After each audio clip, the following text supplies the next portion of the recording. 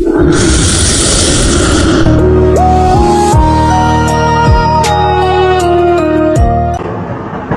saat, bila kiamat itu terjadi? Nabi tak jawab. Itu menunjukkan bahawa Allah tidak berikan wahyu kepada Nabi untuk menetapkan hari, bulan, tahun. Nabi tidak menjawab, tapi Nabi balik bertanya, ma'adattalaha, siapa tadi yang bertanya? Manakala Nabi menyampaikan tazkirah, orang ini bertanya, mata saat. Nabi diam saja. Nabi terus berikan tazkirah. Selepas itu baru Nabi tanya, aina sa'il? Siapa yang bertanya tadi? Saya ya Rasulullah. Lalu kata Rasulullah, ma'adattalaha, apa yang sudah kau siapkan untuk hari kiamat itu? Menunjukkan bahawa hari, bulan dan tahunnya tidak diketahui siapapun. Bila hari ini beredar berita bahawa ada tulisan, ada orang yang mengetahui hari kiamat, maka bercanggah dengan Quran dan sunnah Rasulullah sallallahu alaihi wasallam.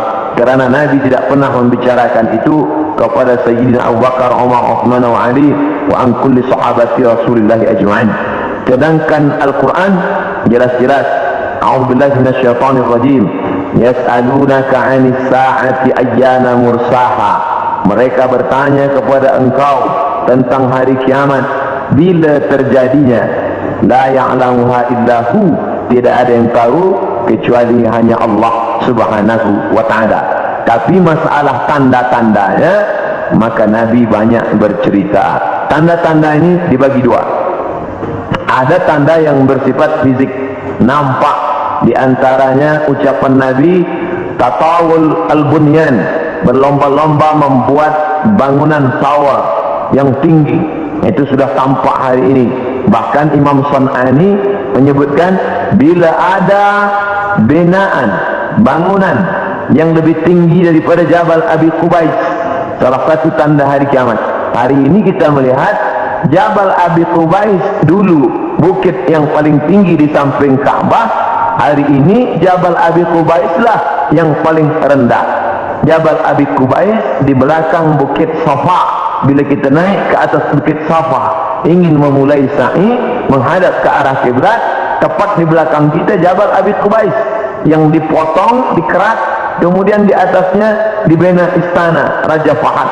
Dulu kerana Makkah itu seperti kuali, lalu kemudian di tengah itu Ka'bah, maka bukit-bukit di sekeliling yang paling tinggi adalah Jabal Abi Qubais. Hari ini Jabal Abi Qubais paling rendah, ditambah gedung-gedung tinggi dan Zamzam Tower paling tinggi.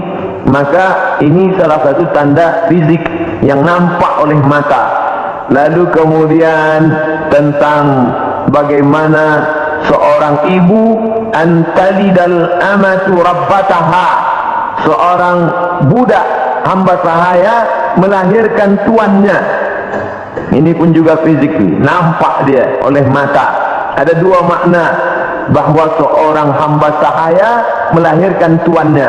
Yang pertama maknanya, ketika umat Islam berkuasa, lalu kemudian dia menguasai suatu kawasan, maka perempuan-perempuan itu menjadi budak, dan budak-budak ini melahirkan anak-anak yang merdeka. Maka maknanya Islam punya kekuasaan yang luas. Akhirnya ibunya budak hamba sahaya, anaknya orang merdeka. Makna pertama. Sedangkan makna yang kedua adalah antalidal amatu rabbataha, maknanya seorang ibu melahirkan anak dan anaknya menderhaka, sehingga seolah-olah ibu menjadi budak dan anak menjadi tuan. Ini pun fisik, nampak dengan nyata. Saya termasuk suka mengkaji tanda-tanda yang tampak, tapi sebenarnya yang lebih condong daripada hadis-hadis itu adalah bukan benda, tapi condong kepada maknawi, makna yang terkandung di balik suatu ucapan Nabi sallallahu alaihi wasallam. Maka pada kesempatan ini kita akan bahaskan satu daripada banyak hadis diriwayatkan oleh Abdurrahman ibnu Sakhar ad-Dausi, atau biasa dikenali dengan nama Abu Hurairah radhiyallahu an. Hadis ini ada dalam kitab Sahih Al-Bukhari. Apa kata Nabi? La taqumus sa'ah, hari kiamat tidak akan terjadi hatta hingga yuqbadal ilmu. Yang pertama, dalam hadis ini ada 6 tanda. Ini yang akan kita bahaskan. Yang pertama, yuqbadal ilmu, ilmu dicabut. Inna Allah la yaqbidul ilma intiza'an. Allah tidak mencabut ilmu seperti mencabut pokok kayu dengan akarnya sekali. Lalu bagaimana ilmu itu tercabut? Bi mautil ulama, dengan meninggalnya ulama. Ketika Imam Syafi'i meninggal, maka berapa cabang ilmu hilang. Imam Syafi'i alim dalam bahasa Arab, Imam Syafi'i alim dalam tafsir, Imam Syafi'i alim dalam fiqh, Imam Syafi'i alim dalam hadis, bahkan bergelar Nasirus Sunnah. Imam Syafi'i yang pertama kali menyusun usul fiqh. Lalu kemudian ketika meninggal, masih ada digantikan oleh murid-muridnya, Al-Muzani, Al-Buwaiti, Rabi' Al-Muradi. Tapi kemudian makin ke bawah, maka hilanglah ilmu. Maka yang muncul orang jahil yang kemudian dianggap sebagai orang berilmu. Wal'iyazubillah, na'udzubillah. Maka saya pribadi tak pernah berkata menurut paham saya, menurut pendapat saya, kerana saya takut tergolong dalam orang yang disebut Nabi al-juhala, orang jahil tapi seperti berilmu. Zahirnya orang menyangka berilmu, padahal tidak. Maka selalu saya mengambil pendapat ulama. Menurut pendapat Imam Syafi'i, menurut pendapat Imam An-Nawawi, menurut pendapat Ibnu Hajar Al-Asqalani, menurut Imam Az-Zahabi, menurut Imam Jalaluddin Abdul Rahman As-Suyuti, untuk menyelamatkan diri daripada juhala. Na'udzubillah. Maka nanti kata Nabi SAW, sebelum hari kiamat bermunculanlah juhala kerana pandai berbicara, kerana berpakaian ulama. Al-juhala yalbisuna libasal ulama. Orang jahil tapi memakai pakaian ulama, pandai berbicara, lalu orang menyangka dia alim, padahal dia tak lebih daripada orang dhalla wa adalla, sesat dan menyesatkan. Sebenarnya kiamatnya sudah terjadi pada isinya, tapi alamnya belum kiamat besar. Maka kata ucapan Nabi SAW dalam suatu hadis, idza wusidal amru ila ghairi ahlihi, bila diberikan suatu perkara bukan kepada ahlinya, bukan kepada orang yang faham, fantaziris sa'ah, maka tunggulah kiamat. Makna kiamat di situ bukan kiamat alam semesta, tapi kiamat isinya. Bila pembinaan masjid ini diberikan kepada orang yang tidak pakar, tidak memiliki kepakaran pada bidang itu, fantaziris sa'ah, maka tunggulah sa'ah, kiamat, hari kiamat. Makna kiamat di situ bukanlah kiamat alamnya, tapi isinya sudah kiamat. Begitu juga dengan ucapan Nabi tentang masalah idza waqa'a ala ahadikumul qiyamah, bila terjadi kiamat pada salah seorang kamu, wa fi yadihi fasilah, di tangannya ada anak korma, falyaghris, tanamlah, kerana dia akan menanam itu, lalu kemudian dia mati. Bagaimana mungkin kiamat terjadi pada satu orang? Maka makna kiamat dalam hadis ini alamnya tidak kiamat, tapi orang itu mengalami kiamat, maknanya mati dia. Na'udzubillah. Oleh sebab itu maka bahwa kiamat sudah terjadi pada isinya, ya, kerana banyaknya orang jahil. Oleh sebab itu alhamdulillah kita di Malaysia masih ada para ulama, masih ada para mufti, masih ada para habaib. Maka kita datang ke majlis-majlis mereka, hindari majlis-majlis orang-orang jahil yang tidak diketahui sanad ilmunya, yang tidak diketahui dapat dari mana, bahkan mendakwa mendapat dari mimpi. Langsung berjumpa dengan Syekh Abdul Qadir Al-Jilani, langsung saja terus mendapatkan zikir talqin dari Rasulullah SAW tanpa bersanad, tanpa berguru. Padahal para imam mengajarkan kita ada namanya sanad. Al-isnad minad din, sanad itu bahagian dari agama. Laulal isnad, kalaulah bukan kerana sanad, laqala man sya'a ma sya'a, maka orang mudah saja berkata sesuai kehendak hawa nafsunya. Begitu kata Imam Abdullah ibn al-Mubarak, salah seorang ulama hadis yang amat sangat tinggi ilmunya. Maka Imam Bukhari bersanad sampai ke Nabi Muhammad sallallahu alaihi wasallam. Imam Bukhari mendapatkan hadis itu dari gurunya, namanya Abdullah ibn Maslamah. Abdullah ibn Maslamah mendapatkan dari gurunya, namanya Malik bin Anas. Malik bin Anas mendapatkan dari gurunya namanya Abu Zinad. Abu Zinad mendapatkan dari gurunya namanya Al-A'raj. Al-A'raj mendapatkan dari gurunya namanya Abu Hurairah. Abu Hurairah mendapatkan dari gurunya namanya Sayyidina wa Maulana Muhammad sallallahu alaihi wasallam. Dan di antara sanad itu mesti diteliti pula, orang ini mestilah adil. Makna adil menjauhi dosa besar, menghindari dosa kecil. Lawan daripada kata adil adalah fasik. Wallahu la yahdil qaumal fasiqin. Allah tak berikan hidayah kepada orang yang fasik. Adapun orang yang adil tapi dia tidak dhabit, tidak kuat ingatannya, maka dia juga tidak layak diambil ilmu daripadanya. Oleh sebab itu apa kata Imam Malik bin Anas, guru Imam Syafi'i, makamnya di Baqi di samping Masjid Nabawi, meninggal tahun 179 Hijrah. Aku berjumpa dengan 70 orang di dalam masjid ini, maksudnya Masjid Nabawi di Madinah. Andai aku minta satu di antara mereka berdoa, maka turun hujan saking makbulnya doa mereka. Tapi tidak aku ambil hadis satu pun dari ke-70 orang itu.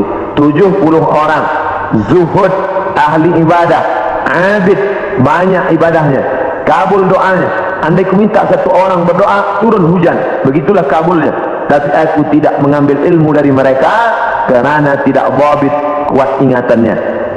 Begitulah ulama menapis supaya jangan sampai mengambil ilmu daripada orang jahil.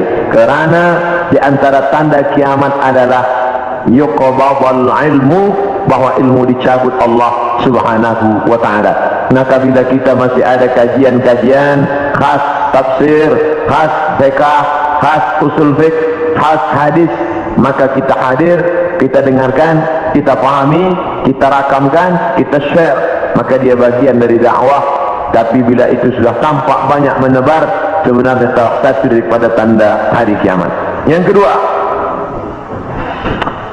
wataksuruz zalazil, banyak terjadi zalazil, zilzal gempa, zalazil gempa.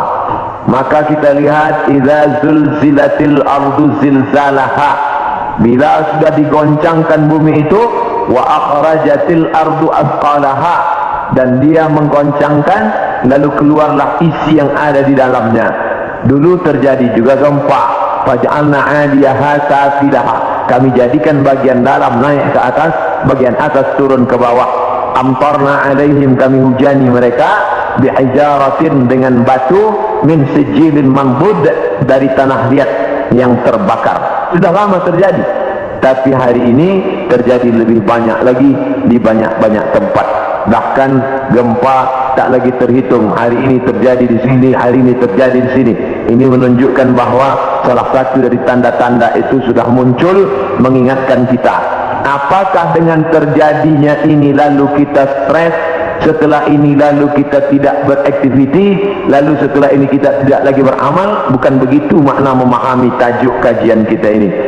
Dengan memahami tanda hari kiamat, bukan menyuruh kita berhenti bekerja, bukan menjadikan kita menjadi tidak bersemangat untuk mencari nafkah, malah judul tajuk kita siang ini membuat kita semakin bersemangat untuk beramal saleh, kerana kita akan tetap mati menghadap Allah. Maka yang dibawa serta adalah amal-amal. Makanya dalam sebuah ungkapan, bukan hadis Nabi, ikmal li dunyaka, beramallah untuk duniamu, ka'annaka ta'ishu abada, seakan-akan kau hidup untuk selamanya. Wa amal li akhiratika, beramallah untuk akhiratmu, ka'annaka tamutu wada, seakan-akan kau mati besok. Maka siang ini kita salat zuhur pukul 1:30, maka seakan-akan inilah zuhur yang terakhir.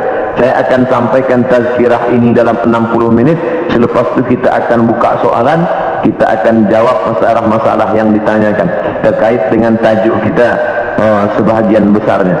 Maka selepas mengkaji tajuk tanda-tanda hari kiamat, bukan membuat kita lalu berhenti beramal, tapi membuat kita makin bersemangat beramal. Kerana ternyata alam akan berakhir, rumah yang besar akan hancur, kereta tak dibawa serta, yang dibawa hanyalah illal ladzina aman, iman, wa amilus salihat, dan amal-amal saleh. Lain daripada itu tinggal. Maka bagi sesiapa saja yang ikut tajuk kajian kita ini, selepas ini bertambah amalnya, bertambah khusyuknya, bertambah takutnya, itulah orang yang berhasil. Adapun selepas ini tak ada perubahan apa-apa, biasa sahaja, maka termasuk orang-orang yang mubazir. Innal mubazzirina kanu ikhwana syayatin. Orang yang mubazir adalah ikhwan, saudara-saudara syaitan. Mengapa begitu? Dia sudah mubazir waktu, dia sudah mubazir energi, dia tidak mendapatkan manfaat apa-apa. Padahal ayat-ayat yang kita baca, idza tuliyat alaihim ayatuhu, kalau dibacakan ayat-ayat Allah, zadathum imana, bertambahlah imannya. Dari dua tanda ini ada perbezaan. Tanda yang pertama, tidak tampak, ilmu dicabut, tidak nampak mana ilmu yang dicabut, mana ilmu yang kekal. Yang kedua, zalazil, gempa, ini nampak, bisa dirasakan. Berapa skala Richter, ini semua orang tahu, bahkan bergoncang. Ada kaca yang pecah, ada dinding rumah yang retak.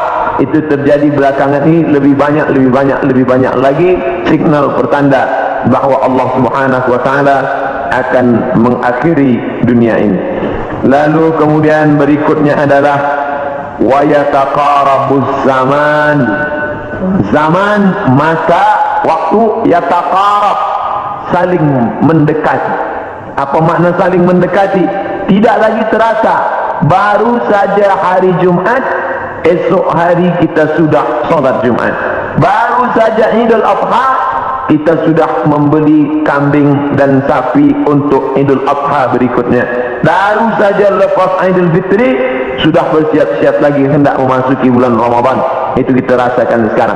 Apakah sebenarnya waktu itu berkurang? Waktu tidak berkurang. 24 jam, 12 jam siang, 12 jam malam, dari dulu sampai begitu. Lalu mengapa terasa yataqarabuz zaman?